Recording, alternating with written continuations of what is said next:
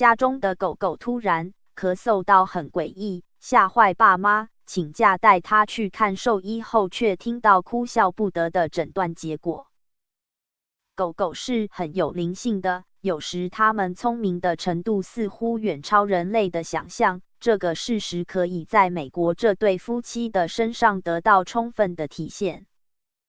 住在美国犹他州的22岁甘纳迪 Kennedy Longhurst 和她25岁的丈夫艾利克斯 Alex Salisbury 养了一只可爱的毛小孩苏丽 Sully Sullivan 的简称。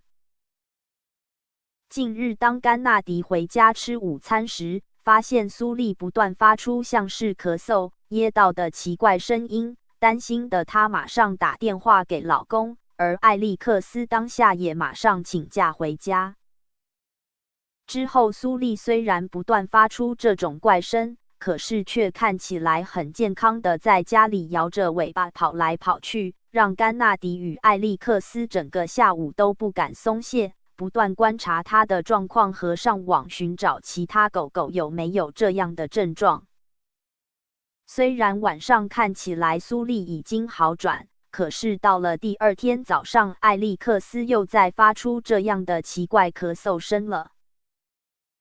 担心的两人将苏丽带去看兽医，原本兽医以为这可能是严重的犬舍咳 kennel cough， 可是经过检查之后发现苏丽的身体很健康，于是开了一些抗生素给她，嘱咐两人观察苏丽有没有发烧或其他症状，就让他们回去了。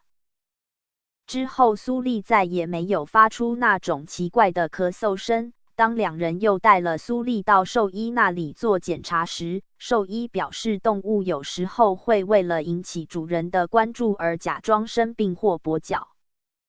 两人经过讨论之后，认为苏丽是为了想要得到他们的关注，才故意做出一些不一样的动作，好让主人们请假陪着她。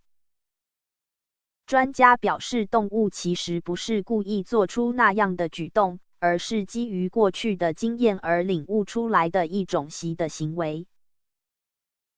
当甘纳迪将这件事情 PO 到推特上时，意外引起了许多饲主的回响，原来许多人都有这样的经验。一名饲主回复：我家狗狗也做过一样的事。它突然间就不走路了，我赶紧带它去看兽医，花了36英镑，约新台币1400元。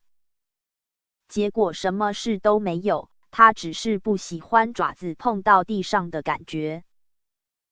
也有许多网友关心苏丽的身体状况，甘纳迪也表示，自从那一次看完兽医之后，他就再也没有这样咳嗽了，而且过得非常开心。